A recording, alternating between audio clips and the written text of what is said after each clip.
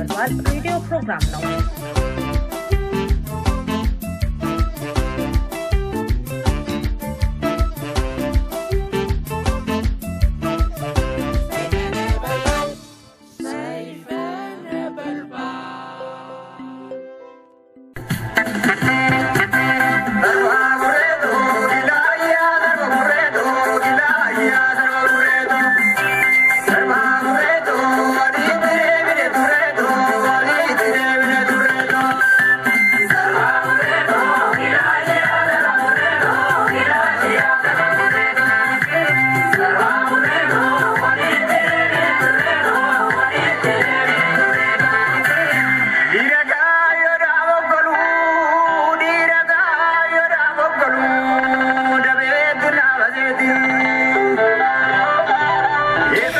የለማቲም የኦሮሞ ህዝብን ያሻግራል ዳር ያደርሳል ተብሎም በኦሮሞ ህዝብ ትልቅ አመኔታም ነበረው በመሃል ምን ተፈጠረ አደራውን ማንበላ ቲም ለማም የትገባ ይሆን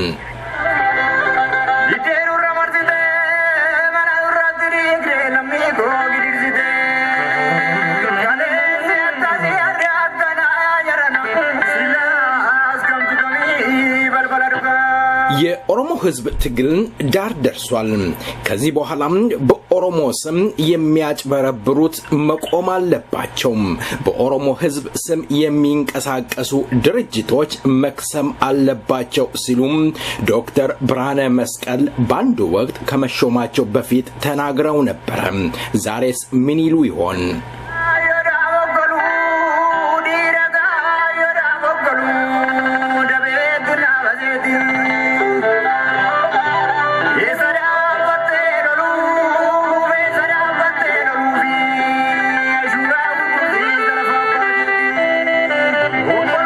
የኦሮሞ ህዝብ እስካሁን ድረስ ተበድሎም እንደለማ አይነት ቲም አግኝቶ አያውቅም ያሉት አቶ ጀዋር መሐመድ ከዚህ በኋላ ኦሮሞ ለኦሮሞ አይገዳደልም ትጥቅ መፍታት አለበት ትጥቅ አይደለም ቀበቶይንም ፍታ በባል እፈታለሁ ብሎ ነበር እውነት በአሁኑ ወቅት እየታየም እየሄደ ያለው ይሄ ይሆን ኦሮሞን እየገደለ ይሆን ወይስ ስርዓትን እየተዋጉ ይሆን የኦሮሞ ህዝብ ዛሬም እንደትናንትናው እንደወትሮው ወደ እስር ቤት እየተጓዘ እየተገደለ ይገኛል የሚሉ ብዙዎች ናቸው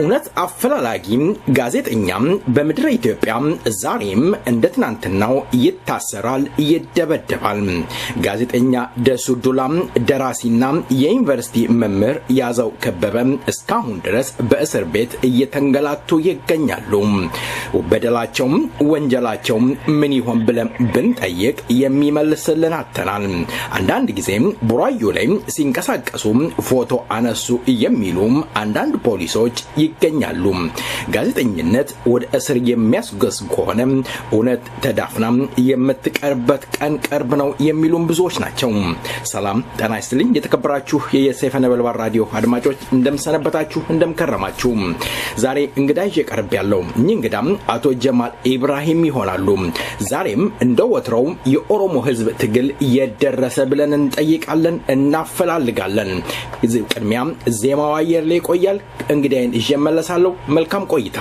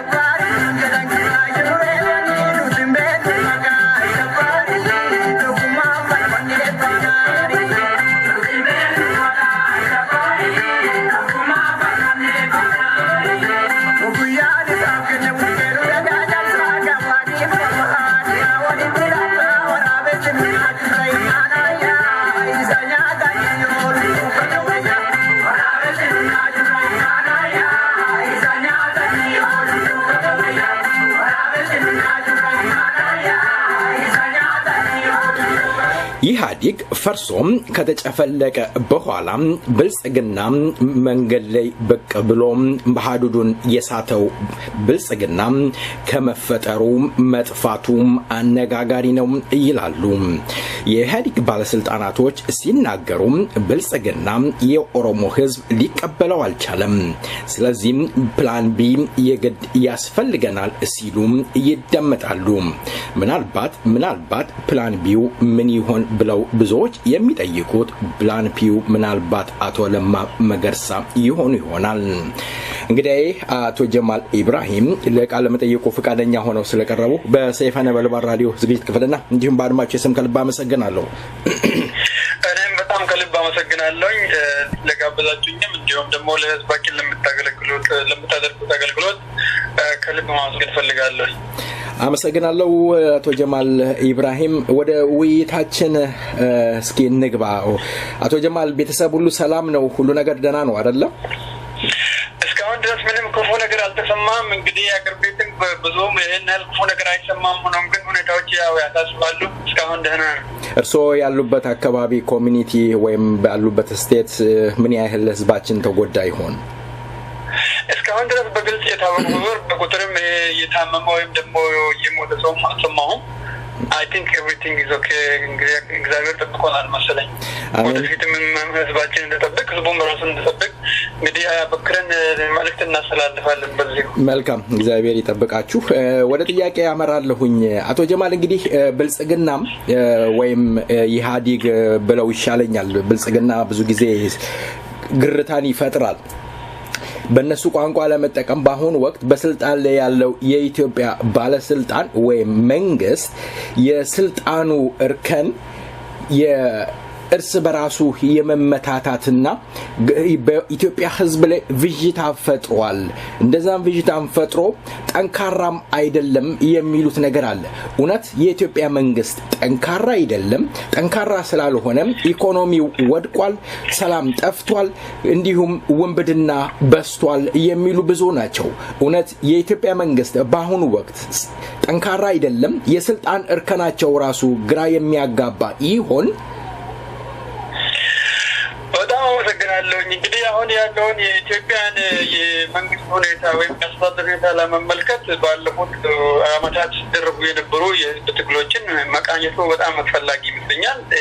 እነዚህ ወደ ስልጣን የመጡት ሰዎች ደግሞ በምን መልኩ ነው ወደ ስልጣን የመጡት የሚለውን መመልከት፣ ከዛም ከመጡ በኋላ ምን እያደረጉ ነው የሚለውን በዝርዝር ካየነው ጠንካራ ይሁን ደካማውን በግልጽ ሊወጣ ይችላል ብዬ ገምታለሁ። ያው እንግዲህ እንደምታውቀው ባለፉት 28 አመታት ኢህአዴግ በቲፒኤልኤፍ የበላይነት ሲመራ ነበረ። ቲፒኤልኤፍ ደግሞ በአብዛኛው ስታደርግ የነበረው ለነሱ ተላላኪ የሆኑ ድርጅቶችን ከየህዝቡ ከየማህበረሰቡ ማደራጀት ነበር። ከኦሮሞ ውስጥ ለኦሮሞ በሀቅ የሚታገሉ ድርጅቶችን ለማጥፋት የኦሮሞ ብሔርተኞችን ቅስም ለመስበርና ህዝባችንን በራሳቸው ስር ለማስተዳደር ምስለኔ የነሱ ተላላኪና መርሰነሪስ ያው ተቀጣሪ ነፍሰ ገዳዮችን አቋቋሞች ማለት ነው። የደርግ አገልጋይ የነበሩ ወታደሮችን አንድ ላይ ሰብስባ እሷ ማርካ የነበራቸውን አንድ ላይ ሰበሰበች። ነፍሰ ገዳይ ነበሩ። በነፍሰ ገዳይነት ደግሞ በራሳቸው ህዝብ ላይ እንደዘምቱ ብላ ኦፒዲዮ በሚል ድርጅት መሰረተች። ይህ ድርጅት ሲዋጋ የነበረው የኦሮሞ ህዝብ ነው። ዋና ተግባሩ የፈጣሪውን ስራ ማከናወን ነበረ። ቲፒኤልኤፎች የፈጠሩት ደግሞ የኦሮሞ ብሔርተኞችን ለመጨረስ ህዝባችን መሪ እንዲያጣ ህዝባችን እርስ በርሱን መገናኘት እንዳይችል በመከፋፈል ማዳከም ነበር። ይህንን ለ27 አመት ሙሉ ሲያካሄዱ ነበሩ። እንደ ኦልፍ ያሉ ድርጅቶችን ክርክር ናቸው በማለት ያው በፓርላማ 2-3 ጊዜ ወስነው የኦሮሞ ህዝብን በመጨፍጨፍ በማሰር በእስር ቤቶች ጠቅላላ ኦሮምኛ ይናገራሉ የሚባልበት ዘመን ነበር ማለት ነው። ይሄ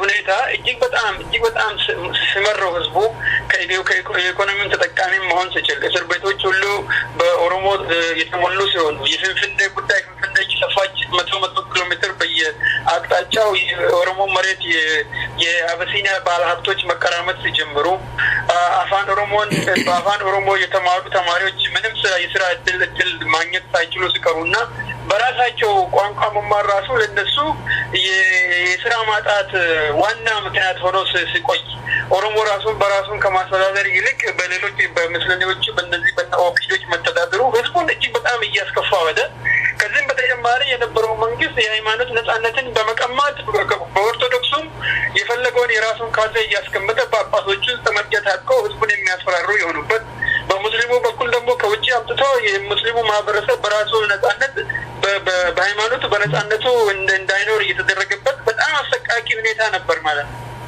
የፖለቲካ ስልጣን ለካድሬዎች ብቻ ለቲፒኤልኤፍ ታማኞች ብቻ የተሰጠበትና ከጥቂት ግለሰቦች የሚያሽከረክሩበት ሁኔታ ነበረ። የባህል እኩልነት አለ ተብሎ እንዲሁ በየዓመቱ የሚከበረው ቲፒኤልኤፍን ተቀባይነት ለማስገኘትና የትግራይን ለማስተዋወቅ የሚመስልበት ሁኔታ ነበር ማለት ነው። የሰብአዊ መብቶች ምንም የማይከበሩባት ሰዎች የራሳቸውን ሀሳብ መግለጽ ጀምሮ እግራቸው እጃቸው የሚቆረጥበት አይናቸው የሚጠፋበት ዘመን ነበር።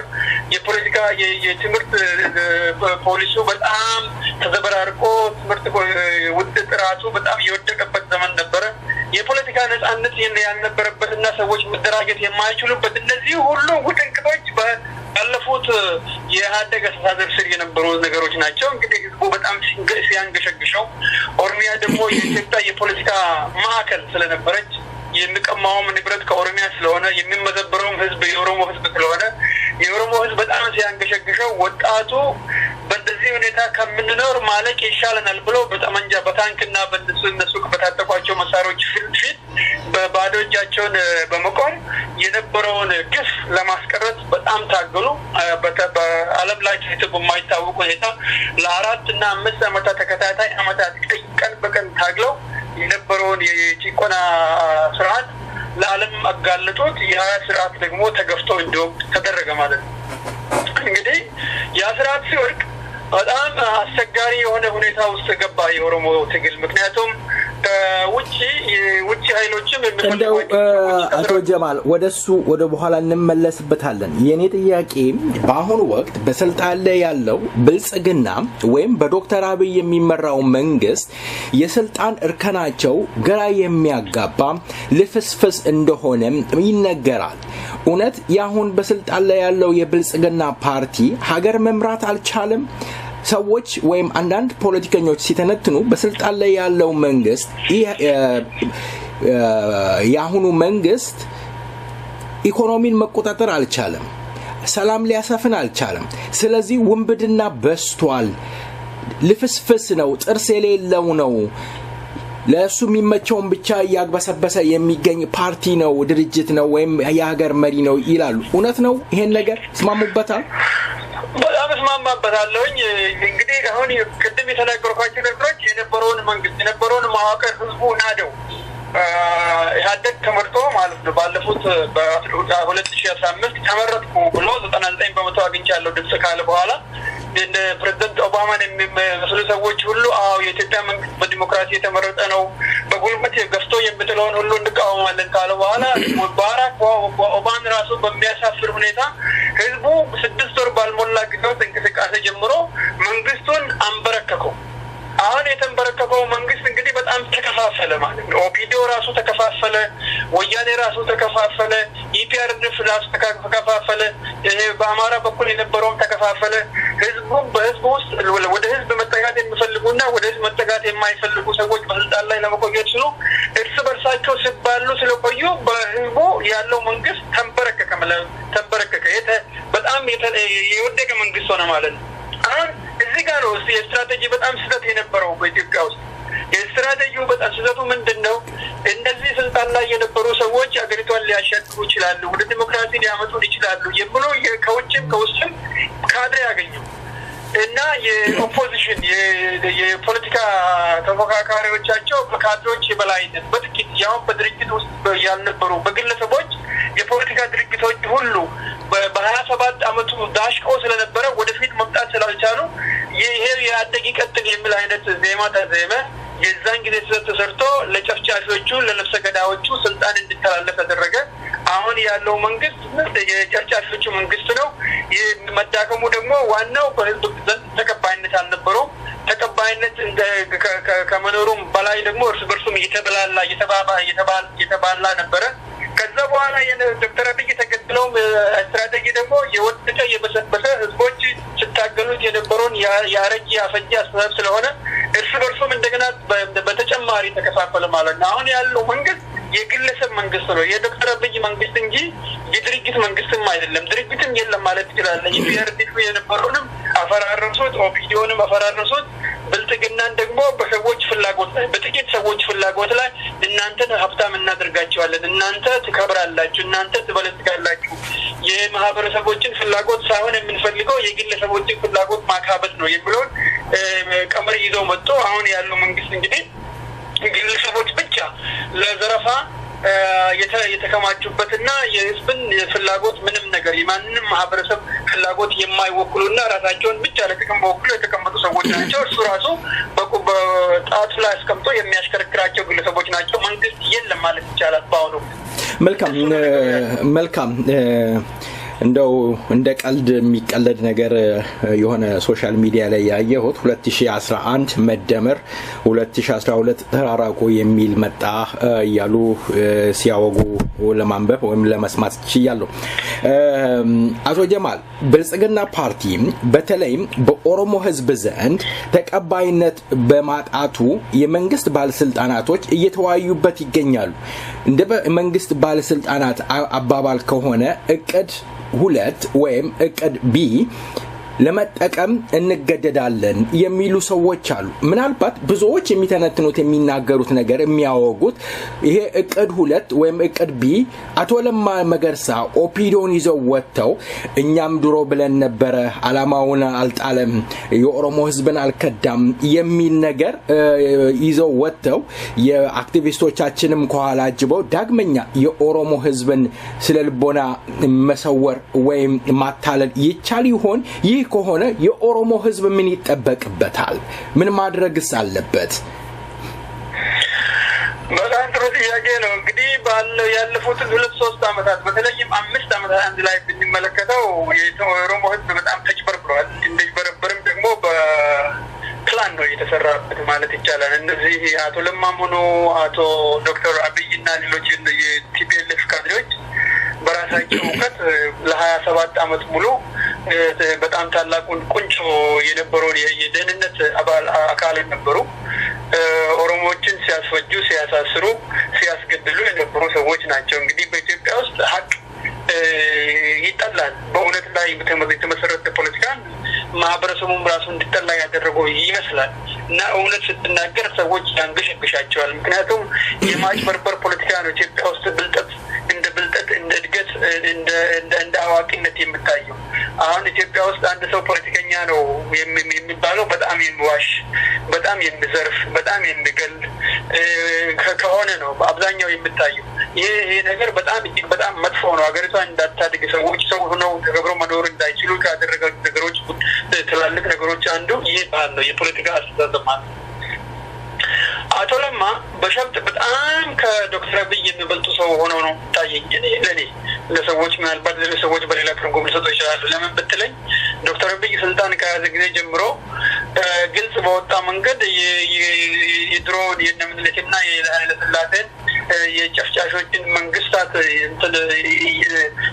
ስለነሱ እያዘመ ነው የመጣው ገና የመጀመሪያው ቀን ባለስልጣን ሰው አቶ ለማ ደግሞ የህዝቦች የኛ ህዝብ የሚናገራቸውን ቋንቋዎች ተናግሮ በተግባር ግን ተመሳሳይ ነገር ሲሰራ ነው የምትመለከተው ለአንድ ቀን ብቻ ነው አዳልጦት ኢትዮጵያዊነትን እንደሱስ መለከታለሁ ብሎ ያለው እንጂ ከዛ በተረፈ ግን ስለ ኦሮሞ ብሔርተኝነት የሚናገር ሆኖ መስሎ ነው የሚቀርበው የዶክተር አብይ ትንሽ ሞኝነት የተከላከለበት ይመስላል ምክንያቱም ማድረግ የሚፈልገው ልጅል እንደሚሄድም ተገላለሁ ብሎ እየተናገረ ስለሆነ የፖለቲካ ክሳራ በጣም ደርሶበታል አሁን እንግዲህ ሊያታልል የሚችለው ካሁንም በፊት ያልታለለው የተጠቀምንበት ሰው ማን ነው የሚለውን ነገር እንደሱ ማፈላለጋቸው አይቀርም ዶክተር አብይና ለማ እስካሁንም አንድ ላይ ናቸው ምክንያቱም ለማ የጦር ኃይሎች የመከላከያ ሚኒስትር ነው የመከላከያ ሚኒስትር ደግሞ ሎጂስቲክ ሁሉ የሚያዘጋጀው እሱ ነው ኦሮሚያ እንደምታውቀው ላለፉት 2 አመታት ሙሉ የኮማንድ ፖስት ነበረች የወታደሮቹን ሎጂስቲክ የሚያዘጋጀው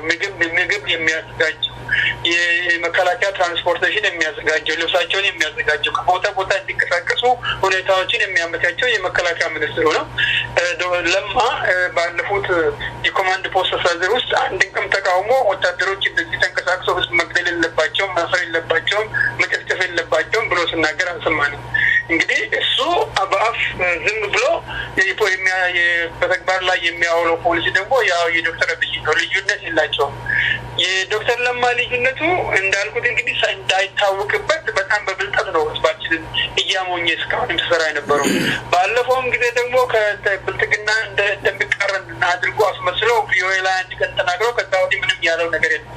ኦፒዲዮ ፈርሳለች ሲባልም አዎ ብሎ ተቀብሎ ነው እስካሁን ቁጭ ያለው። እንግዲህ ባለፈው 2 ዓመት የተደረገውን ነገር ሁሉ ስትመለከት ለማና አብይ መካከል ልዩነት አለ ብሎ ለማለት በጣም አስቸጋሪ ነው። ነገር ግን እንደነ ጀዋር ያሉ ሰዎች ለማና አብይ መካከል ልዩነት እንዳለ ለማስመሰል ለማን አጥዞ ለማ በኢትዮጵያ ውስጥ መመስገን አለበት፣ ሀገሪቷንም ያዳነው የኦሮሞን ህዝብ ትግል ወደ መቋጫ ያመጣው ብልሱማን ያመጣው ኦሮሚያ ሁሉ ብልስ ሆናለች ብሎ ያሉ ልፍሩ በጣም ትክክለኛ ያለው ድምዳሜና አናሊሲስ ሲሆን እንደነበር አሁን በሚደረገው ሁሉ እናያለን። እንግዲህ አሁን ያልከው ይመጣል ብዬ ገምታለሁ። ምክንያቱም ብልጥግና ልክ እንዳልከው የድሮ ስርዓት ናፋቂዎች መሆናቸው በጣም በግልጽ ስለወጣ ዶክተር አብይ ራሱን ስላጋለጠ አሁን መዳኛ ይፈልጋሉ። ልክ በቲፒኤልኤፍ ዘመን መዳኛ እንደተደረጉት ማለት ነው። ያ መዳኛቸው ደግሞ ህዝብን ማታለል የቻለበት አቶ ለማ ነው ብሎ ስለሚገመት አቶ ለማን ፊት ለፊት ማውጣታቸው የሚቀር አይመስለኝም። በኋላም ደግሞ ሞክረን ነበረ፣ ኢትዮጵያ ህዝብን አንድ ለማድረግ ሞክረን ነበረ።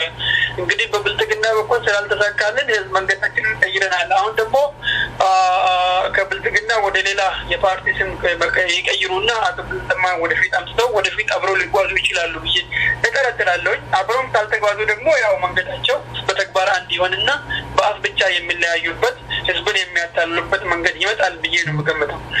ዋናው ነገር ኢትዮጵያ ውስጥ በጣም የተበላሸው ፖለቲካ በጣም እጅግ በጣም የተበላሸው የፖለቲካ አባሉ የኦፖርቹኒስቶች የአባፋን ኦሮሞ አያላለቱማ የህዝብን ጥቅም ለማስከበር የሚታገሉ ሰዎች ሳይሆን ለጥቂት ጊዜ ቢሆን ለራሳቸው ጥቅም የስም ማግኛ ወይም ኢኮኖሚ ማካበቻ መንገድ ብቻ የሚታሰብበት የፖለቲካ ነው የሆነው። ዜጎች በጠቅላላ እርስ በርሳቸው በራሳቸውን የሚያጭበረብሩበት በራሳቸው አንዱ በአንዱ ላይ የሚዘምትበት ፖለቲካ ነው የሆነው። ይሄ የፖለቲካ ባህል ሊቀየር ደግሞ ኦፖዚሽን ያሉ ሰዎች በጣም ቁም ነገረኛ ከሆኑ ይሄንን አጋልጦ መናገር አለባቸው። ኢትዮጵያ ውስጥ አሁን ስርዓተ አልበኝነት ከምን ጊዜም የባሰ ነው። ምክንያቱም መንግስት ራሱ ስርዓተ አልበኛ ስርዓት አልባነትን ይላል ይፈልጋል። ስልጣን ላይ ለመቆየት ብልጥግና ያለ ምንም ህጋዊ መንገድ ነው ወደ መንግስት ሆንኩኝ ያለው። ያልተመረጠ ፓርቲ የድርጅቱ ሊቀመንበር ማን እንደሆነ የማይታወቅበት አንድም ቀን ስምርት ድርጅቱ ያልታየበት ህጋዊ ባልሆነ መንገድ መንግስት ራሱ መንግስት ነኝ ብሎ ነው የተቀመጠው። የኦፖዚሽኖች ደግሞ እነዚህ ህገወጥ ነገሮችን አጋልጠው ለህዝቡ ፓርላማው ራሱ በኢህአዲግ ነው ተመርጦ ይመረጥም አይመረጥም አጭበርብሮም ይሁን በህዝብ ተመርጦ ፓርላማ ውስጥ ያሉት ህዝቦች ወይም ተወካዮች የኢህአዲግ ናቸው። ብልጽግና ከሆነ ፓርቲው ፈርሷል ማለት የፓርላማውን ፈርሷል መንግስት የለም ማለት አይሆንም።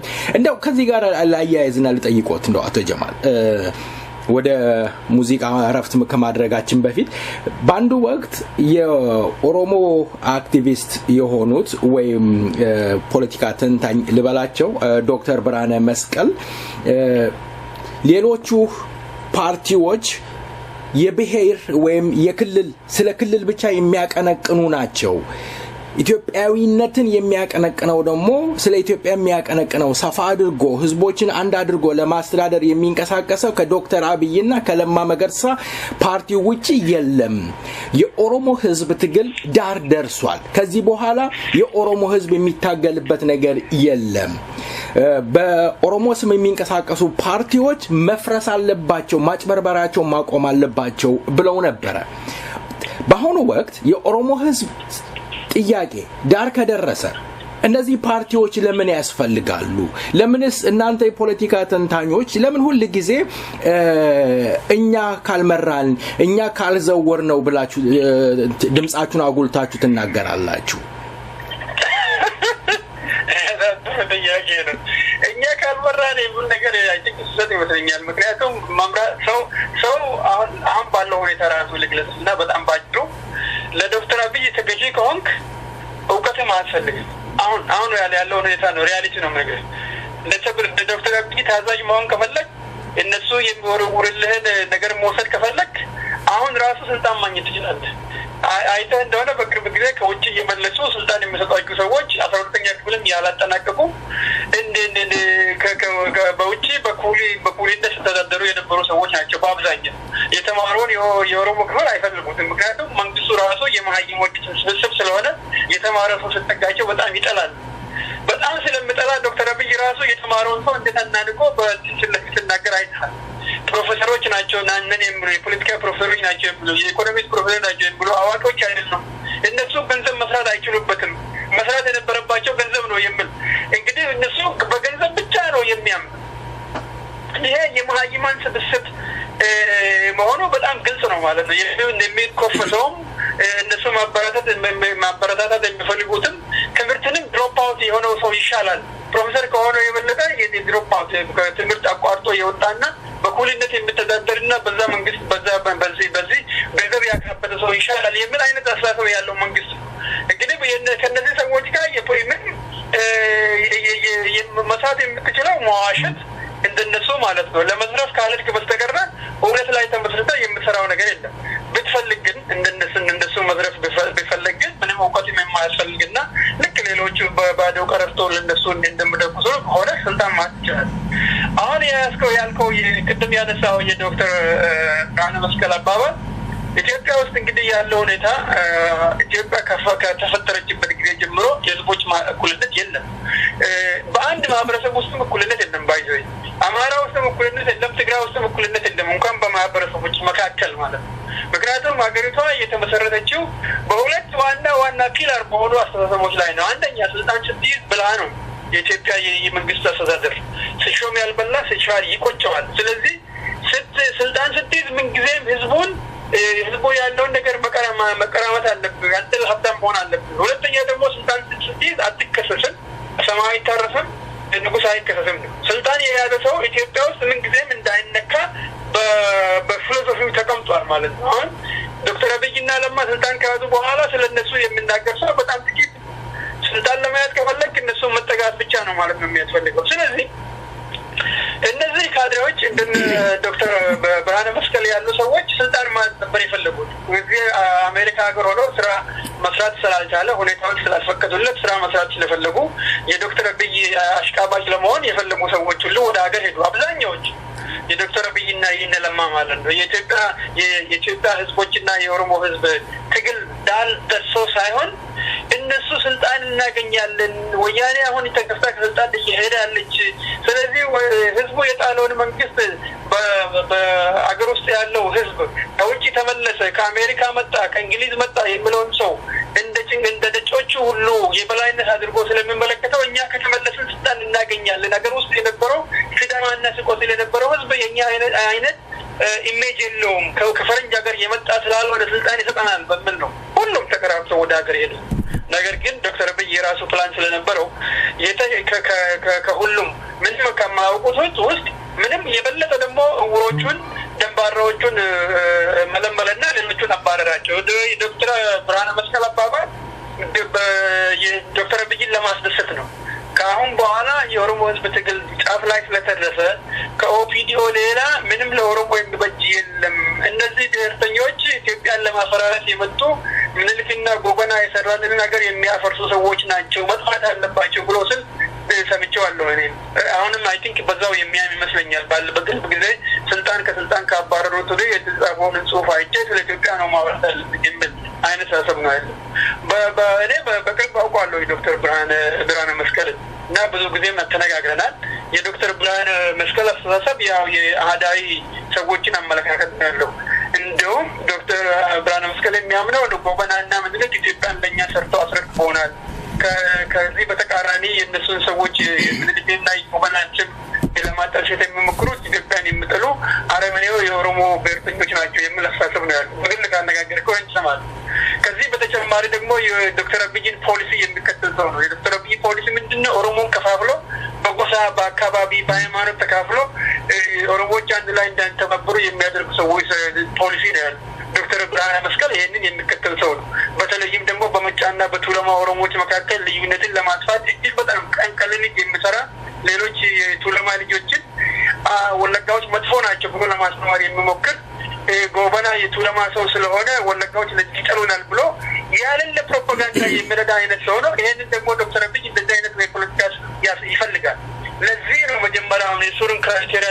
ስለማላ የአምባሳደር ያደረገው እንጂ ለኦሮሞ ህዝብ ጥቅም ተብሎ አይደለም ሶ በጥቅሉ አሁን ያለው መንግስት የኦሮሞ ህዝብ ከፋፍሎ ከቄ ቱለማ ውስጥ ገብቶ በአብቹና በገላን መከፋፈል የሚፈልግ ልክ እንደምንልክ ዘመን በጅማ ውስጥ ገብቶ በሌሎች በዚህ አካባቢ መላእክት የሚፈልግ በሻሻ ውስጥ እንኳን የላይት ሰፈርና የታች ሰፈር ተባብለን እንከፋፈላለን የሚል አይነት መንግስት ነው ያወጣው ይሄንን አይነት ፖሊሲ የሚከተሉ ሰዎች ናቸው ዛሬ በእንደዚህ አይነት የሚከተሉ ሰዎች ናቸው ዶክተር አብይ በስሩ አጭቆ የያዛቸው ሰዎች ነገ ይባላል በስበርሳቸው እንደሚባሉ በጣም ግልጽ የሆነ ነገር ነው ማለት ነው ሶ የኦሮሞ ህዝብ ትግል በጣም ትላልቅ ጥያቄዎች ነበሩ መልካም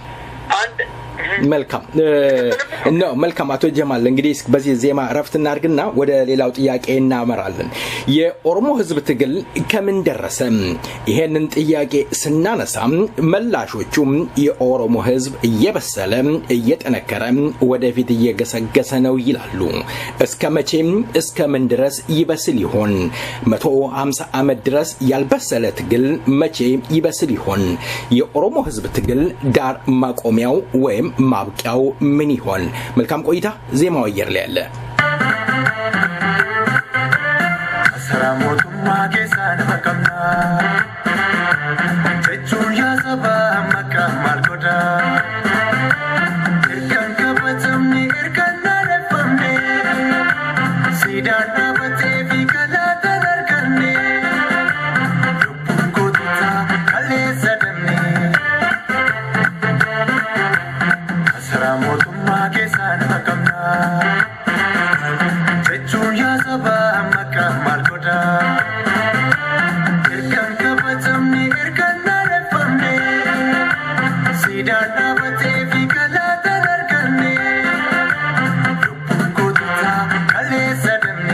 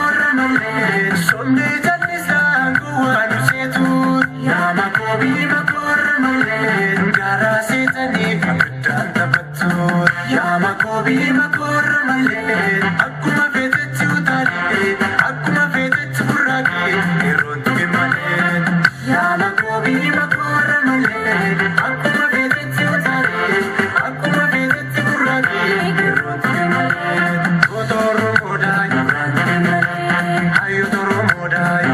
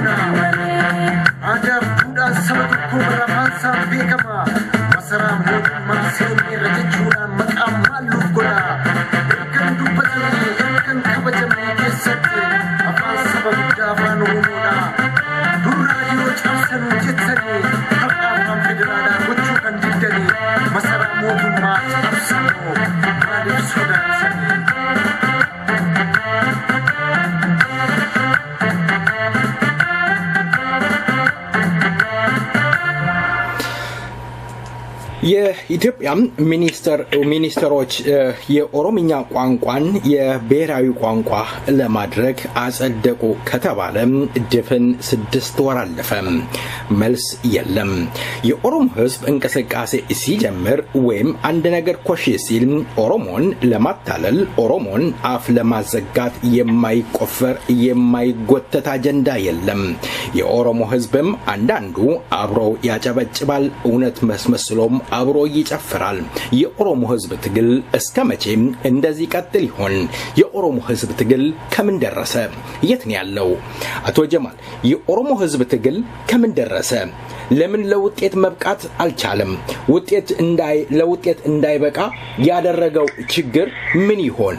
የት ደረሰ የኦሮሞ ህዝብ ትግል? በጣም አስቸጋሪ ጥያቄ ነው። አሁን ባለበት ሁኔታ እኔ እንደምረዳው በጣም አስቸጋሪ ሁኔታ ላይ ደርሷል የኦሮሞ ህዝብ ትግል።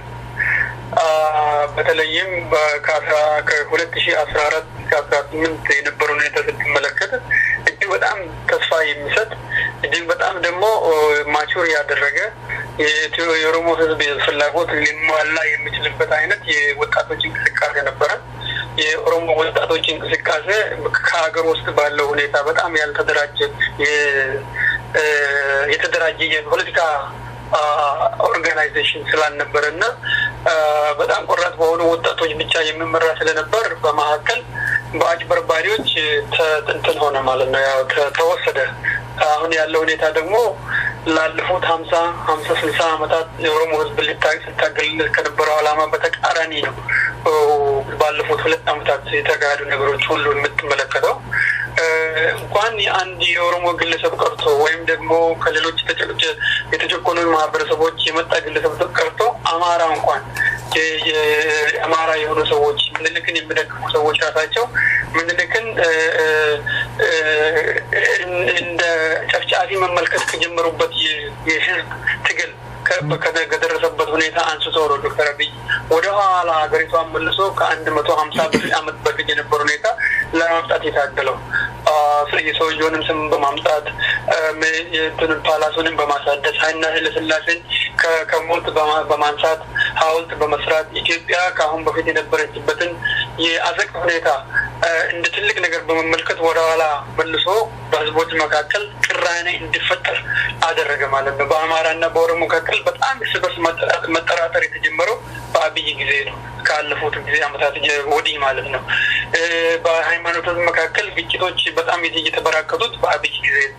መስጂዶችና ቸርቾች በጣም በብዛት ተቃጠሉት በአብይ ጊዜ ነው። ባለፉት 2 አመታት ስንመለከት የኦሮሞን ማንነት ለመደምሰስ የሚደረገው ትግል በጣም እጅግ በጣም የተጠናከረበት ከደርግም ከወያኔ ጊዜ በበላይ በአባይ ጊዜ ምክንያቱም የቋንቋው ተናጋሪ ስለሆነ በህዝባችን ውስጥ ገብተው ኦሮሞን በየመንደሩ በድሮ በኦሮሞና በሌሎች ማህበረሰቦች መካከል ያለውን ልዩነት ሳይሆን በኦሮሞ መካከል በየመንደሩ ልዩነቶች እንድኖሩ ባሌ ስትሄድ ባሌ ውስጥ የዶክተር አብይ ደጋፊና ተቃራኒ በመባል ጅማ ስትሄድ የዶክተር አብይ ደጋፊና ተቃራኒ በመባል ቱለማ ስትሄድ የዶክተር አብይ ተቃራኒና ደጋፊ በመባል ሐረርጌ ስትሄድ የትም ቦታ ኦሮሞን በመከፋፈል በቤተሰብ መካከል ሁሉ ኦሮሞን በመከፋፈል በጣም የኦሮሞን ህዝብ ትግል ያዳከመው የዶክተር አብይ አስተዳደር ይሄንን ህዝባችን እስካሁን ግልጽ በሙሉ አንለቃበትም አሁን ግን ብልጥግና ከተቋቋመው ግን አቶ ጀማል እንደው አቶ ጀማል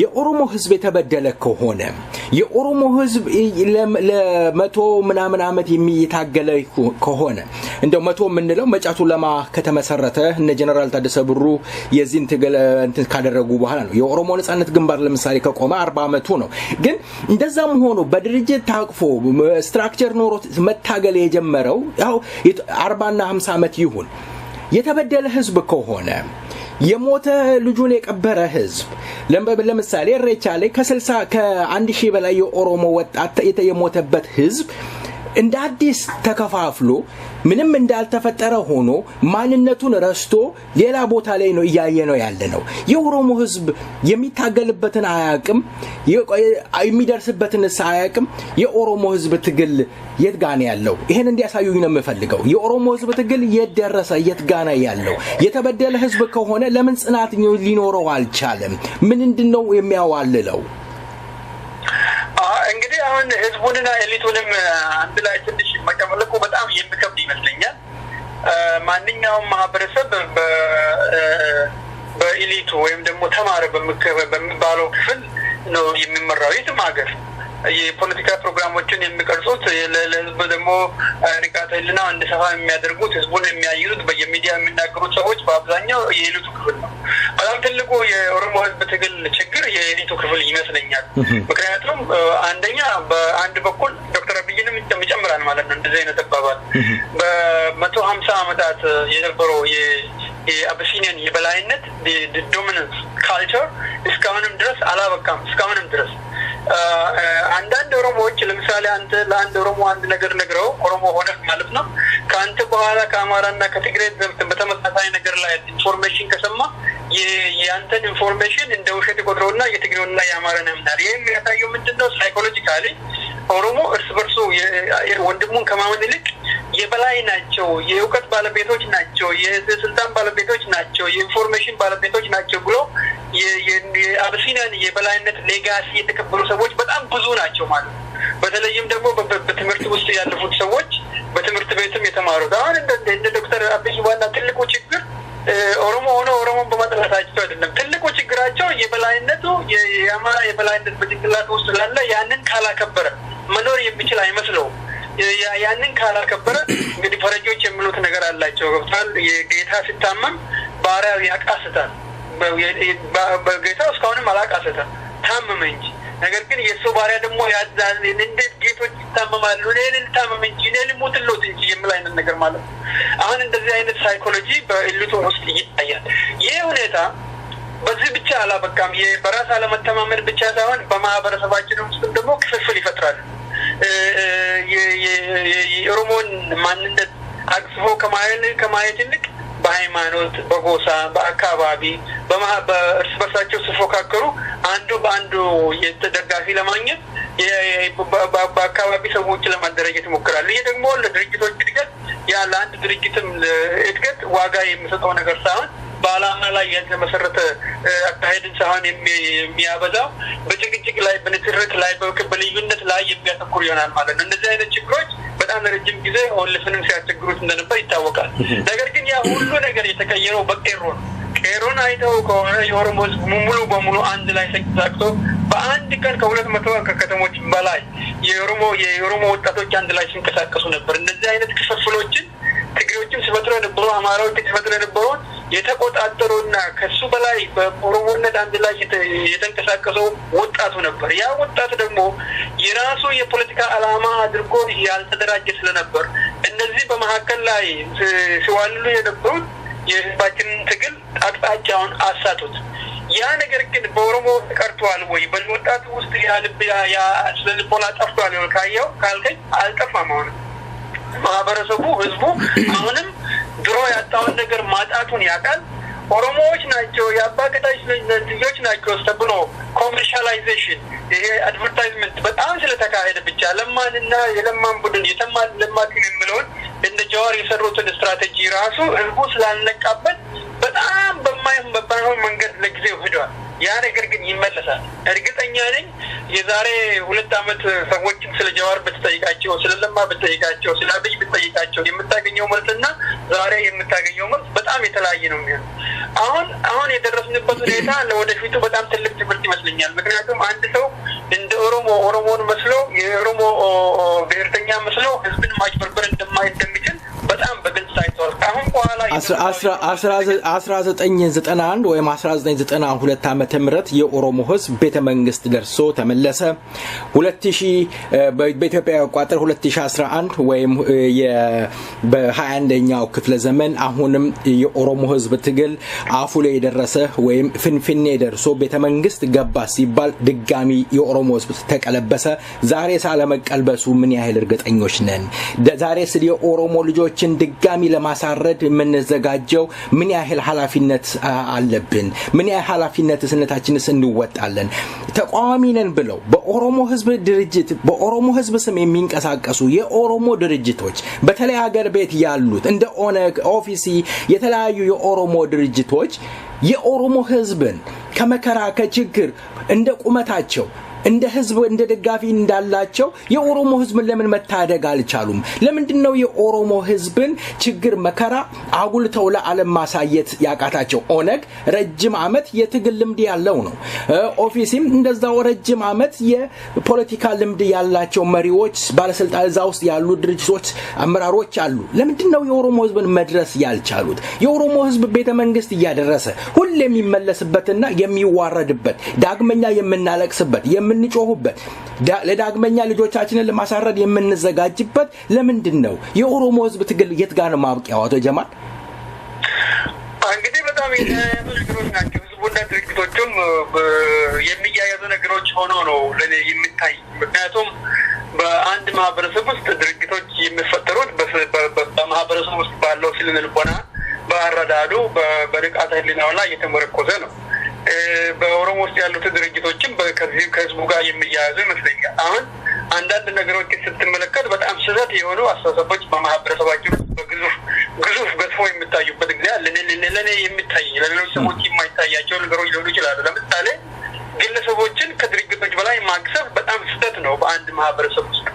አንድን ግለሰብ ከተደራጀ ኃይል በላይ ስልጣን ከሰጠው ወይም ደግሞ አመለካከት በአንድ ግለሰብ ላይ ከሆነ ያ ግለሰብ በአጋጣሚ ቢያልፍ ወይም ደግሞ ቢከዳ ልክ አሁን ዶክተር አብይ እንዳደረገው ማለት ነው በህይወትም እያለ ቢከዳ የህዝቡ ቅስም ይሰበራል ማለት ነው አንደኛ ህዝባችን መመልከት ያለበት መማር ያለበት በግለሰቦች ላይ የተንጠለጠለ ነገር ምን ጊዜ በጣም እንቅፋት ከገጠመው ያ ነገር ሁኔታ የህዝቡን ስነ ልቦና ሊሰብር እንደሚችል በኦሮሞ ድርጅቶች ውስጥ ለምሳሌ የነበሩ አንዳንድ ታሪካዊ የነበሩ እስካሁን ያሉትን ነገሮች እንኳን ባነሳ በጣም መረዳት ይቻላል ለምሳሌ ጃራ አባገዳ በነበረበት ወቅት እሱ ይመራው የነበረው ድርጅት ይሰማ ነበር አለ ተብሎ ይታወቅ ነበር ጃራ ሲያልፍ ግን የድርጅቱም የት እንዳለም የማይታወቅ ጃልዋቆ በህይወቱ በነበረበት ወቅት እሱ ሲመራው የነበረው ድርጅት በጣም ይታወቅ ነበር ጀነራል ዋቆ ሲያልፍ ግን ድርጅቱም ሰዎቹም የት እንዳሉ የማይታወቅ ሳይልሳ በህይወት በነበረበት ወቅት እሱ ይመራው የነበረው ድርጅት መኖሩ ይታወቅ ነበር ሲያልፍ ግን ድርጅቱም አብሮ አለፈ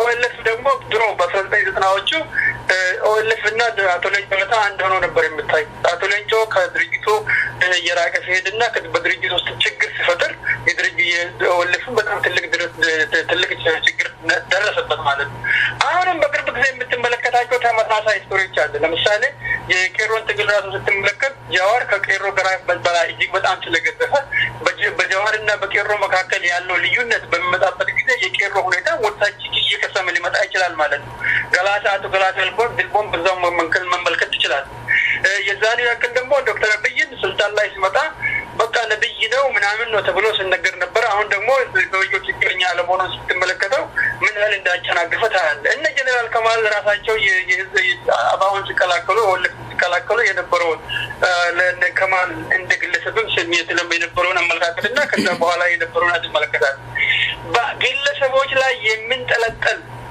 ማንኛውም ትግል መጨረሻ ላይ ላያምር ይችላል ወይ ግለሰቦቹ ይከዳሉ ወይም ደግሞ ግለሰቦቹ ሊያልፉ ይችላሉ የዛን ጊዜ የህዝቦች ቅድም ይሰበራል ድርጅት ከአንድ ግለሰብ በላይ ነው አንድን ሀገር ነፃ የሚያወጣው የሚያስተዳድረው ሊያስተዳድር የሚችለው የተደራጀ ኃይል እንጂ ግለሰቦች አይደሉም ይሄን ህዝባችን መረዳት አለበት ዛሬም የተወሰኑት ሌሎች ድርጅቶችም ጨምረን ለምሳሌ አሁን ጃልመሮ የሚለው እንትን መሮን እንደ ግለሰብ ከሌሎች ያብሮ ከምታገሉ ሰዎች ሁሉ አክስፎ ተመመልከቱ ራሱ መሮ ነገ አንድ ነገር ቢሆን በህይወቱ ባይኖር ወይም ደግሞ በመንግስት ቢጠለፍ ወይም ደግሞ ወደ መንግስት የራሱን ሀሳብ ቢቀይር ለሰዎች ሊቀየሩ ይችላል ያንንም ደግሞ እንደገና ሌላ ቅስም የሚሰብር ነገር ሊመጣ ይችላል ማለት ነው ስለዚህ አስተሳሰባችን ራሱ ማስተካከል ያለበት ይመስለኛል አንድ በግለሰቦች ላይ የተንጠለጠለ ትግል ትክክለኛ አለመሆኑን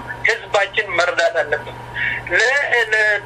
ለትግሉ ውጤታማ አለመሆን ከሚያበረክቱት ነገሮች አንዱ በግለሰቦች ላይ የተንጠለጠለ ትግል ስናካሄድ አንደኛው ችግር ይሄ ነው ሁለተኛ በግለሰቦች ላይ የተንጠለጠለ ችግር ሌላውኛው ደግሞ ድርጅቶች መሻሻል የሚችሉት መሪዎቻቸው ሲቀየሩ ነገር ግን መሪና ለመቀየር ሲባል በአንድ ግለሰብ ላይ ስትንጠለጠል በጣም ካፓሲቲ ያላቸው ከነባሩ መሪ የበለጠ ችሎታ ያላቸው ሰዎች ሁሉ የድርጅት መሪ ሆነው ወደፊት መምጣት ስለማይችሉ ድርጅቶቹ አይሻሻሉም ማለት ነው በጣም አስቸጋሪ የሆነው ለድርጅት ያለን አመለካከትና ለግለሰብ ያለን አመለካከት ለማህበረሰብ ያለን አመለካከት ካልተቀየረ ሁኔታዎች የማይሻሻሉበት ሁኔታ ይኖራል ማለት የኛን ድርጅቶች ለምሳሌ ካየው ኦልፍን ከሶስት ሰዎች በላይ የመሩት አይመስለኝም ባለፉት 50 ዓመታት ከኦፍኮም ካየው አይ ቲንክ ከአንድና ከሁለት ሰዎች በላይ አልመሩትም ዶክተር መረራና አቶ ቡልቻ በነበሩበት ሁለት ድርጅት በነበሩበት ጊዜ ሁለቱ ብቻ ናቸው የመሩት እንስሳይ በነበሩበት ጊዜ ያንን ድርጅት የመራው አንድ ግለሰብ ጃራ በነበረበት ጊዜ አንድ ግለሰብ ነው የመራው ዋቁ ጉቹ በነበረበት ጊዜ አንድ ግለሰብ ነው የመራው እንኳን እነሱን ቀርቶ የመጫቱ ለማን ድርጅት ከተመለከተው ለ50 ዓመት የነበረው ስንት መሪዎች ናቸው የተቀየሩ ይሄ እንግዲህ በሲቪክ ሶሳይቲ እንኳን ደረጃ ማለት የኛ የእንትኖች የማህበረሰብ የኮሚኒቲ ድርጅቶች ስንት ጊዜ ነው መሪዎቻቸውን የሚቀይሩ ይህ በግለሰብ በጣም በጥቂት ግለሰቦች ላይ የመንጠልጠሉ ሁኔታ አንደኛ አብዛኛው ህዝብ በትግሉ ውስጥ እንዳይሳተፍ እንቅፋት ይሆናል ሁለተኛ እንደዛ አይነት ግለሰቦች ደግሞ ሲገዙ ወይም ደግሞ ሲሞቱ ወይም ሲያልፉ ወይም መንገዳቸውን ሲቀይሱ ማህበረሰቡ በጠቅላላ እንዲዳከም ያደርጋል ያንዱ የድክመቱ ሁኔታ ከዚህ ይመስለኛል ሁለተኛ ደግሞ በተቃራችን የቆመው በእኛ ተቃራኒ የቆመው የኤክስተርናል ማለት ነው ውጭ ያለው ሳይሆን ከውጭ ያለው የህዝባችንን ስለ ልቦና ለመስበር የሚያደርገው ትግል በጣም ትልቅ ነው እነዚህ በጣም ስህተት የሆነው ኢንተርናል ስህተቶችን ይጠቀምና አውቆ አንዳንዶቹን ያጎስፍና እንደገና ደግሞ ይጥላቸዋል የዛን ጊዜ በእኛ ማህበረሰብ ቅስም ይሰበራል ሌላኛው ደግሞ እነሱ ከኛ የበለጠ ሚዲያ ስላላቸው የሚያደርጉት ዘመቻ ቀላል አይደለም በህብረተሰባችን ውስጥ ያ ቀላል ያልሆነው የሚዲያ ዘመቻ ጎበዞች ናቸው ጠንካሮች ናቸው ብሔርተኞች ናቸው የምትላቸው ኦሮሞዎች ሁሉ ወደ ኋላ ተመልሰው ትናንትና ኢትዮጵያ እኛ ሀገር አይደለችም ኢትዮጵያ በጉልበት የተጫነብን ስሉ የነበሩ የኦልፍ መሪዎች ዛሬ 60-70% የሚሆኑ የኦልፍ መሪዎች የነበሩ ሰዎች ዛሬ ኦፒዲዮ ለመሆን ተዘጋጅተው ከዚህ ከውጭ የገቡ ሰዎች በጣም ብዙዎች ናቸው እኛ የምናውቃቸው እኛ ራሳችን ስናደንቃቸው የነበሩ ሰዎች ኦልፍ ቃል አቀባይ የነበሩ ሶስት ሰዎች በተከታታይ አሁን ስማቸው ልጠራል ይችላሉ በመጨረሻ ላይ የነበሩት እንኳን የኦልፍ ጸሐፊ የነበሩ የኦልፍ ምክትል ሊቀመንበር የነበሩ ሰዎች ኦፒዲዮ ለመሆን ቋምጠው አገር ቤት ደርሰው የነልማና የአብይ አሽከር ለመሆን የተዘጋጁ ሰዎች ነበሩ አሁንም ያው እነሱ የሚሄዱበት መንገድ እየተሳሳተ ስለሆነ ነው እንጂ የነሱ አሽከር ለመሆን የሚፈልጉ ይመስለኛል ይሄ የሚያሳየው ከውጭ ከኛ ኤክስተርናል ከኦሮሞ ውጭ ያለው ኢንፍሉዌንስ ራሱ በጣም ጠንካራ መሆኑ እንግዲህ የራሳችን የሆነ ዲፋይንድ የሆነ በራሳችን የምንተማመንበት የፖለቲካ ዓላማ ከግቡ ለማድረግ እነዚህ መሪዎች ቆርጦ ከህዝቡ ጋር እኩል መራመድ ስላልቻሉ በጣም እንቅፋቶች አሉ። ህዝቡም ደግሞ በግለሰቦች ላይ ስለምንጠለጠልና የድርጅቶችን አቅም ስለማያጠናክር ስለማያበረታታ አይተ እንደሆነ የኦሮሞ ህዝብ በአብዛኛው የድርጅት አባል አይደል የፖለቲካ ድርጅቶች አባል መሆንም አይፈልግም ይመስላል አንዳንድ በጣም ስህተት ነው። የሃይማኖት መሪዎችም ደግሞ ህዝባችን ወደ ፖለቲካ ገብቶ እንዲሳተፍ ብዙ ማበረታቱም ፖለቲካና ሃይማኖት ተቃራኒ ናቸው የሚል አይነት ነገር ሐሳብ ስላለ ይመስለኛል ቸርችና መስጊድ የሚሆነው ህዝብ በጣም ብዙ ነው። አንዳንድ እንደውም ነፃነት ማለት ከሰይጣን ነፃ ከሆንክ ነው እንጂ ምድር ላይ ያለ ምንም ነፃነት አያስፈልግም የሚሉ ሰዎች አሉ። አንዳንዱ ደግሞ ኦሮሞነት ራሱ ከነፃነት ጋር የሚገናኝ ከእምነት ጋር የሚገናኝ ነገር አይደለም። እኔ የምጠየቀው እግዚአብሔር አለ ወይስ የለም የሚባለውን ነገር ከሞት በኋላ እንጂ ስለ ኦሮሞነት አልጠየቅም የሚል አይነት ሀሳብ ያላቸው ሰዎች አሉ። ይሄ የማህበረሰቡ ንቃተ ህሊና እጅግ በጣም መስፋት አለበት ማለት ነው። ምክንያቱም በዚህ ምድር ላይ እስካለ ድረስ መስጊድም ለማሰራት ቸርችም ለማሰራት ወይም ለመስገድም የፖለቲካ ውሳኔ ተሰጥቶ ነው የምትተዳደረው። የፖለቲካ ሰዎች ናቸው አገርን የሚያስተዳድሩ። መስጊድ እንኳን ለመስራት መሬት ማግኘት አትችልም። ቸርች ለመስራት መሬት ማግኘት አትችልም። ያን ካለ እነሱ ፈቃድ። ስለዚህ አንድ ማህበረሰብ ለፖለቲከኞች መንገዱን በሚለቅበት ጊዜ የፈለጋችሁትን ነገር ወስኑ፣ እኔ ለእናንተ ባሪያ ተገዢ ሆናለሁ የሚል አይነት አመለካከት እየሰፋ ነው የሚሄደው ማለት ነው። እንደዚህ ውስጣዊ የሆኑና ውጫዊ የሆኑ አስቸጋሪ ሁኔታዎች ስላሉ አብዛኛው ህዝባችን ልክ እንደ ወጣቱ ባለፉት 4 ዓመታት ሲሳተፍ እንደነበረው ቤተሰቦቻቸው ብዙ አይሳተፉም። እንደውም ወጣቶቹን የሚከለክሉት ቤተሰቦችም ናቸው። እነዚህ ሁሉ ነገሮች መቀየር አለባቸው። የህዝቡ ትግል ወደ ድል ለመቃረብ በአብዛኛው ህዝብ መሳተፍ አለበት። ትግሉ የራሱ መሆኑን ተቀብለው መሪዎች ሲሳሳቱ አንድ ስህተት እንኳን ሲሳሳቱ በቃ ማለት መቻል አለባቸው። መልካም አሁን መልካም አቶ ጀማል ካለን ሰዓት አንፃር ነው ይቅርታ ቅድም ስለ ሚዲያ ሲያነሱ እኛ ሚዲያ ስለምንሰራ እንደው የኦሮሞ ሌላው በተለይ ሚዲያ ስላላቸው ፕሮፓጋንዳቸውም ትልቅ ነው የሚባለው ስላሉ ነው። የኦሮሞ ህዝብ ሚዲያ አለው ግን የኦሮሞ ህዝብ ሚዲያዎችን መጠቀም የሚፈልገው ጭንቅ ውስጥ ሲገባ ነው። የሆነ ነገር ሲቸገር እነዛ ሚዲያዎች የትሄዱ የኦሮሞ ሚዲያዎች የትሄዱ የመሮጥ ነገር እንደዛት ነገር እናይበታለን። ይሄ ደግሞ ምንድነው ኦፖርቹኒቲስት የሰልፊሽነትን የሚያመለክት ነው። ትናንትና ዞር ብሎ ማያቸው ሚዲያዎችን ስለራሱ ድምጽ ሲናገሩ ሲሰሩ የነበሩ ሚዲያዎችን ሲያንጓጥጥና ሲሰድብ ይውልና መልሶ ጭንቅ ሲመጣ የኦሮሞ ህዝብ ሚዲያዎችን ይፈልጋል። ወደ ሌላ ጥያቄ ላብቃል። የመጨረሻ ጥያቄ ነው ማድረገው ሎባኮትን ያሳጥሩልኝ። የዛሬ ስለሚዲያው አስተያየት መስጠት ፈልጋለሁ። በጣም ይቅርታርግልኝ። እሺ የኦሮሞ ህዝብ ሚዲያ የለውም ለምን መሰለህ የለውም የሚል ፍንፍኔ ውስጥ ብቻ ከ50 በላይ የሆኑ የሌላ ቋንቋ ተናጋሪ የአማርኛ ቋንቋ ተናጋሪ ሚዲያዎች አሉ። ፍንፍኔ ውስጥ ብቻ ኦሮሞ ሚዲያ አለው ካልክ በጣም ቢበዛ የምትቆጥረው አሁን ሰይፈ ነበልባል ኦኤምኤን ሬዲዮ ሰገሌ ወለቡማ ኦሮሚያ ሌላ ምን አለ እቺንን በቅርቡ የጀመሩ ልጆች ማለት ነው። ፍንፍኔ ላይ አቶ ጀማል ፍንፍኔ ላይ ሰይፈ ነበልባል ራዲዮ ኤፍኤም ሬዲዮን ፍቃድ አግኝተን ለመስራት አንዳንድ ባለሀብቶች ለኛም የተለያየ ነገር አድርገው እኛ ደግሞ የቢሮ እቃዎችን ውስጥ ያሉትን እቃዎች ለመግዛት የኦሮሞ ህዝብን ጠይቀን ነበር። የኦሮሞ ህዝብ ድምጽ ነው እርዱንና ይሄንን እቃዎችን እናሟሟላስ በመንልበት ሰዓት የኦሮሞ ህዝብ እንዳልሰማን ያለፈው ሚዲያው ምናልባት አማርኛ ስለ እሱ ላይ ወደ ኋላ ስለ አማርኛ ስለሚናገር ይሆን እሱ ራሱ ሌላ ጥያቄ ያመጣል እና ለዛ ነው ይሄንን ያነሳት ኦሮሞ ራሱ አይሚፈልግ አይደለም ነው። ይቀጥሉ። ኦኬ መፈለግ አለ መፈለግና ያለው አለ የለውም የሚለው በጣም የተለያዩ ነገሮች ናቸው። እንግዲህ አሁን መመልከት ያለብን መሰለ አለ የምትለው አገልግሎቱ በጣም በሰፊው ሲሰጥና አገልግሎቱም ደግሞ ተሳታፊ ሲሆን ነው። ህዝቡም ደግሞ ለሚዲያው መኖር ራሱ ኃላፊነቱን ወስዶ አንተ ቅድም ያልከውን አይነት ማበረታት በገንዘብም ሆነ በእውቀት ሲደግፍ ነው። አሁን ኦሮሞ በአብዛኛው አሁን ኢትዮጵያ ውስጥ የሚካሄደውን ፖለቲካ ከተመለከትከው የአንድ ወገን ፖለቲካ ነው ያለው። የአማራን የበላይነት የሚያንጸባርቅ ፖለቲካ ነው ያለው። ሌላው ማህበረሰብ የለም ማለት ይችላል።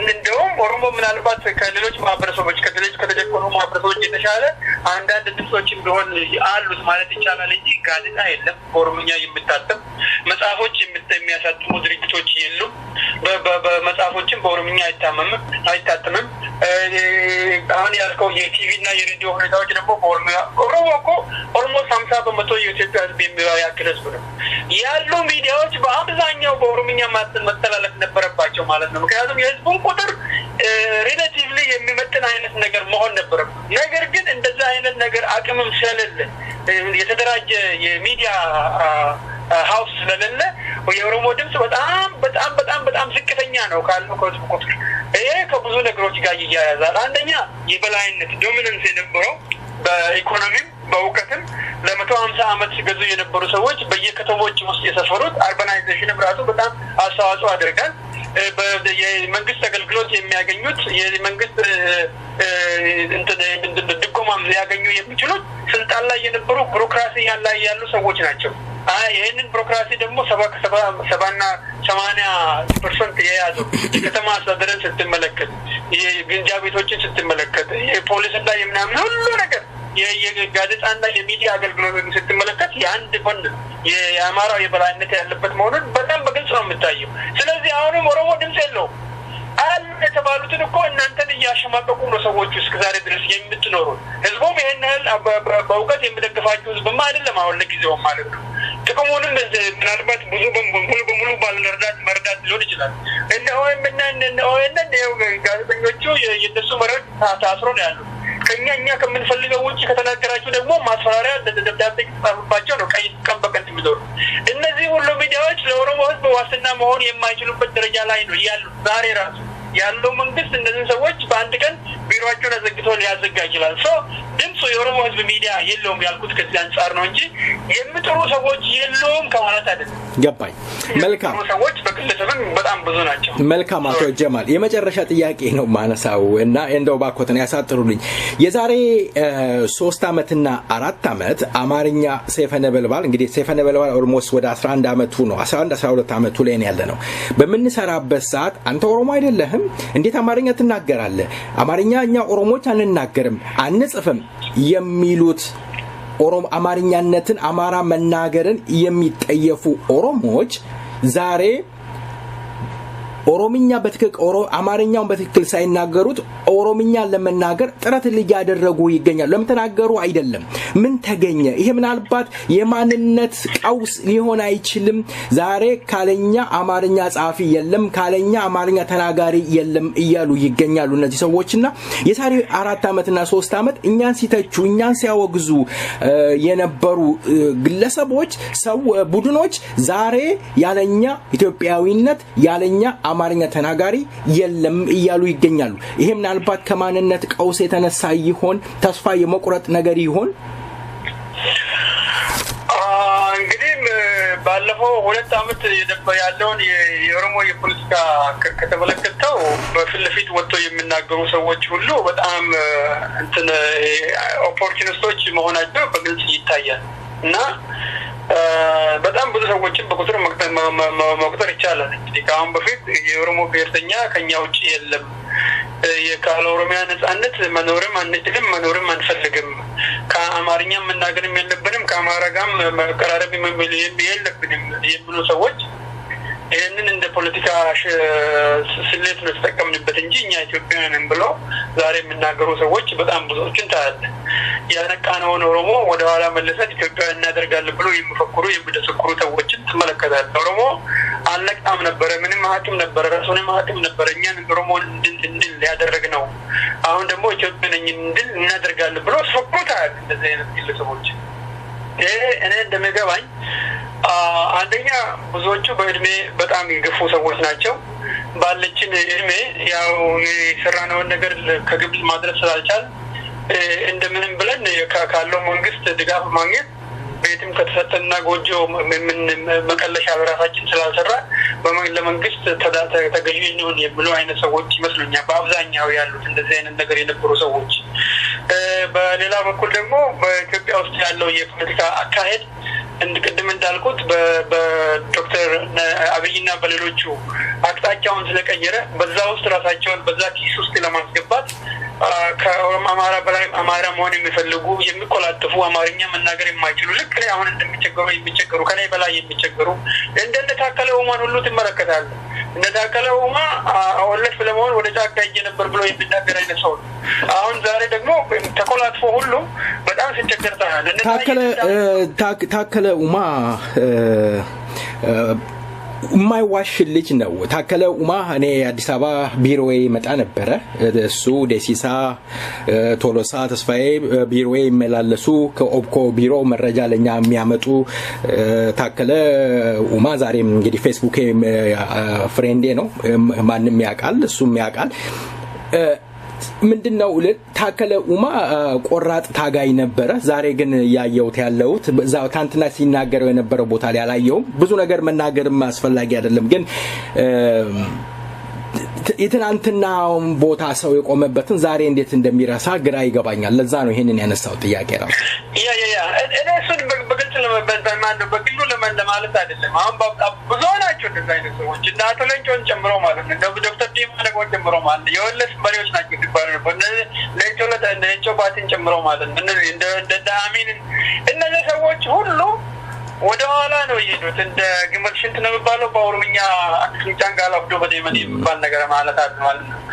ይሄ በጣም የሚያሳዝን ሁኔታ ነው። አንዳንድ ጊዜ ስትመለከተው ያሳፍራል በጣም እንደ ግለሰብም እንደ ማህበረሰብም እንደዚህ አይነት ሰዎች የኦሮሞ ብሔርተኝነት ይመሩ ነበር ወይ? ስለ ኦሮሞ ማህበር ብሔርተኝነት ለራሳቸው በቁጡ ገብቷቸዋል የሚል አይነት ደረጃ የሚያስደርስ ነው። እንግዲህ ይሄ እኔ እንደሚመስለኝ የራስን የግለሰብ ፍላጎት ከማሟላት መቋመጥ የሚመጣ ነው መስለኝ። ለማህበረሰቡ ግዴታ ባለመኖር በቃ እኔ የራሴ እድሜ ስለሄደ ስለገፋ አሁን በዚህ አይነት ሁኔታ መኖር እፈልጋለሁ።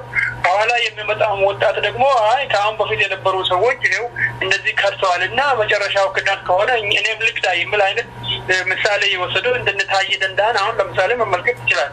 ታየ ደንዳ ከ10 አመት በላይ ኦልሞስት 10 አመት በኦሮሞ ስም የታሰረ ሰው ነው። ምናልባት የታገለለት አላማ ብልጽግናንና የነምንልክና የኃይለ ሥላሴን ስርዓት ለማምጣት ከሆነ በጣም የሚገርም ነው ማለት ባለፉት 10 አመታት ሲታሰረ ነበረው። ለዚህ ከሆነ የሚገርም ነው። ለዛ ካልሆነ ደግሞ አሁን ታየ የሚያደርገው ነገር ያያላለቱም በቃ እዚህ ትንሽ ጊዜ ከቆየኝ ይከብራለሁ ገንዘብ ይመጣልኛል ይብላ አይነት ካልሆነ በስተቀር የፖለቲካ አላማ ያለው አይመስለኝም። እሱ ብቻ አይደለም። በቅርብ ጊዜ ወደ ሀገር የተመለሰ አቶ ነጋሶ ግዳን ማነው ነጌሳ ኦዳን መመልከት ይችላል። ከነታጂ ጋር የታሰረ ሰው ነው። ውጭ ሀገር በቆየበት ጊዜ ከፋው ጋር የነበረ ሰው ነው። አሁን ደግሞ ብልጽግናው ነው። ዳንኤል አሬሪ የሚባለው የምን ጋዜጠኛ የነበረውን ሰው ከተመለከተው ዛሬ ሀገር ቤት ነው። በቃ እነዚህ ሁሉ እንትን ጀሌዎች ሆነዋል። የሰዎች ጀሌ መሆን ነው የያዙት ማለት ነው። ይሄ የሚያመለክተው አንድ በኦሮሞ ትግል ውስጥ የነበሩ ሰዎች በራሳቸው እንደ ግለሰብ በራሳቸው የማይተማመኑ ሰውን ተከትሎ የሚሄዱ የሰው ቅድም ያልኩ ማለት ነው። ሰው የገዘፈ አንድ ሰው የገዘፈ ሰው ካለ በዛ ስር ለራሳቸው ስማቸው እንዲጠራ የሚፈልጉ አይነት ሰዎች እንደሞሉበት ነው የሚያመለክተው። አሁንም ዶክተር አብይ በጣም ትልቅ ሰው ነው ስለተባለ ብቻ በዛ ስር ለመወሸቅ የሚፈልጉና ጥቅም ለማካበት የሚሄዱ ሰዎች መኖራቸውን ትመለከታለህ። ይሄ ግን ሁሉንም ህዝብ የሚገልጽ አይደለም፣ ማህበረሰቡን የሚገልጽ አይደለም። ህዝባችን በሚሊዮን የሚቆጠር ነው። በሚሊዮን የሚቆጠረው ህዝብ ላይ ማትኮሩ በጣም ጠቃሚ ይመስለኛል። ወጣቱ በተለይ ወጣቱ የሚያንቀሳቅሰው ኃይል ነው የሚፈልገው። ራሱን ደግሞ መንቀሳቀስ መቻል አለበት። አሁን ትልቁ ችግር ኦሮሞ ውስጥ ያለው ሌሎች ሰዎች እስካልመራን ድረስ ራሳችን አንችልም የሚል አይነት አስተሳሰብ አለ። ልክ አማራና ትግሬ ካልመራ በስተቀር ኢትዮጵያ መኖር አትችልም። አሁን በጣም አስቸጋሪ የሆኑ የሳይኮሎጂ ነገሮችን ኦሮሞ ውስጥ ይመለከታል። አሁን ብዙዎች ኦሮሞች ሲናገሩ እኛ መገንባት ነው ስራችን፣ ኢትዮጵያን ገነባናት እንጂ አፍረን አናውቅም፣ እኛ መውደድ ነው፣ እኛ ማቀፍ ነው ስራችን። ምንድነው ይሄ ሁሉ መሀል የሚያስፈልገው? ከሰው ጋር መኖር ከፈለግ በቃ ትኖራለህ። ምን መማል ያስፈልጋል? ይሄንን መማል የሚያመጣው የሳይኮሎጂ የበታችነት ስሜት አለ።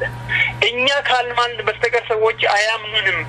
እኛ እንደዚህ ካላልን በስተቀር በቃ ኢትዮጵያ ተቃራኒ ነው ብሎ ይገምቱናል። እኛ እንደዚህ ካላልን በስተቀር ይገሉናል ብሎ ይገምቱናል ብሎ በራስ ባለመተማመን ታማኝ ለመሆን መጣር ማለት ነው። አሁን ዶክተር አብይ የሚያደርገው ይሄንን ነው። እነ ጀዋርም ሲናገሩ የምትመለከተው ይሄንን ነው። ሌሎች የኦሮሞ ኦፖዚሽን ውስጥ ያሉ ሰዎችም እምነት ለመታመን የሚያደርጉት ጥረት የምትመለከተው በራስ ራስን በራስ ዲፋይን አድርጎ ከመቆም ይልቅ ሌሎችን ሊያስተሳስሩ የሚችሉ ቋንቋዎችን ቃላቶችን ለመጠቀም ሰዎች ሙክሩት እንመለከታለን። ይሄ መቀየር አለበት። ይሄ ካልተቀየረ በስተቀር ህብረተሰባችን በራሱ ቆሞ መንቀሳቀስ በራሱ መሄድ ካልቻለ ሌሎች ማህበረሰቦችን እንደ ጎረቤቱ እንደ ማንኛውም ሰው ከሱዳን ውስጥ ካለው ሰው እንደምትከባበሩ ኬንያ ውስጥ ካለው ሰው እንደምትከባበሩ አሜሪካ ውስጥ ካለው ሰው እንደምትከባበሩ በሰውነቱ ሰውን ከማክበር ውጪ የራስን ጥቅም አሳልፎ ለመስጠት ኑኑና ኦሮሚያ ውስጥ ኑሩ ኑና ኦሮሚያ ውስጥ ኑሩ ይሄ ሁሉ ጭንቀት የሚመጣው ምንድነው? ከፍርሃት ከዚህ ፍርሃት መላቀቅ አለበት ህብረተሰባችን። ከዚህ ፍርሃት ካልተላቀቀ በስተቀር ወደፊትም አሸርጋጅ ወይም ደግሞ ተገዢ ወይም ደግሞ እንዲሁ በቀላሉ የሚጠለፍ ማህበረሰብ ሆኖ ነው የሚመጣውና እንደዚህ የሳይኮሎጂ ችግሮች ያሉ ይመስለኛል። እነዚህ ደግሞ በትግል አንደኛ በትግሉ የሚታገሉ ሰዎች በጣም ቆራጥ ሆነው ወደፊት ሲመጡ፣ ሁለተኛ ደግሞ በእውቀት ህዝቡ ማህበረሰቡ በጣም እየበሰለ ሲሄድ የራሱን ጥቅምና የሌሎችን ጥቅም ለይቶ በሚረዳበት ወቅት የራሱን ጥቅም ለመከላከል ይቆማል። አሁን ኢትዮጵያ ውስጥ ያለው ችግር ትልቁ ችግር ምን መሰለህ? የትኛውም አካባቢ ወደ ኦሮሚያ ነው የሚፈለሰው። ከየትኛውም አካባቢ ከአራቱ አቅጣጫ ኢትዮጵያ ዲሞክራቲክ ሆነች ብሎ የሚገምቱ ሰዎች ሁሉ ምንድነው የሚሉት? በኢትዮጵያ ቴሪቶሪ ውስጥ ሁሉም ሰው የትም ቦታ መኖር መብቱ ነው። እንግዲህ የኢትዮጵያ ዲሞክራታይዜሽን የሚያመጣው ምንድነው? አሁን ያለውን ፍልሰት እንዳለ ወደ ኦሮሚያ ከማምጣት በስተቀር ለኦሮሞ የሚያመጣው ጥቅም የለም። ለኦሮሞ የሚያመጣው ጥቅም በራስ ፈቃድ አንተ ፈቅደህ ሁሉም ናና ተቀራመጥ እንደማለት ነው። what kind of democratization is that? የትኛው ሀገር ነው አሜሪካ ዲሞክራቲክ ነች? ኑና የዓለም ህዝብ ሁሉ ወደዚህ ፍለሱ፣ እኛ ዲሞክራቲክ ነንና ምንም ድንበር አይኖርም ካሁን በኋላ ካናዳውያን በቅርባችን ያላችሁ ላቲን አሜሪካኖች ሁሉ ወደዚህ ፍለሱ የሚል ሀገር ይሄንን አይነት አስተሳሰብ ሁሉ ይዞ የሚጓዙ ፖለቲከኞች ናቸው ኦሮሚያ ውስጥ ያሉት። ህዝባችን እንመራለን የሚሉት ለህዝቡ የሚጠቅመውን ነገር በትክክል ማስቀመጥ የማይፈልጉ ወይም የማይችሉ ይሄ መሻሻል አለበት። መልካም አቶ ጀማል ኢብራሂም አመሰግናለሁ። አቶ ጀማል ኢብራሂም ከሰይፈ ነበልባል ራዲዮ ጋር ስለነበሩት ቆይታ በአድማጮች ስምና እንዲሁም በዝግጅት ክፍሉ ከልብ አመሰግናለሁ። በሌላ ጊዜ ደግመን እንገናኛለን። ለዛሬው እግዚአብሔር ይስጥልኝ። በጣም አመሰግናለሁ። ካራዘምኩ እንግዲህ ይቅርታ አድርግልኝ። ምንም አይደለም። የተከበራችሁ የሰይፈ ነበልባል ራዲዮ አድማጮች እስካሁን ድረስ ስናስተናግዳችሁ የነበርነው ፕሮግራም በማቅረብ እኔ እዮብ ባይሳ፣ ፕሮግራም በመምራት በሪ አለሙ፣ ቴክኒሻናችን አስፋው ገመቹ አብረናችሁ ነበር። እስከ ሳምንት መልካም ሳምንት ቸር ወሬ ያሰማል። ካሲ ቁማራኬ የሚለው ዜማ አየር ላይ ያለ ደህና ሁኑ።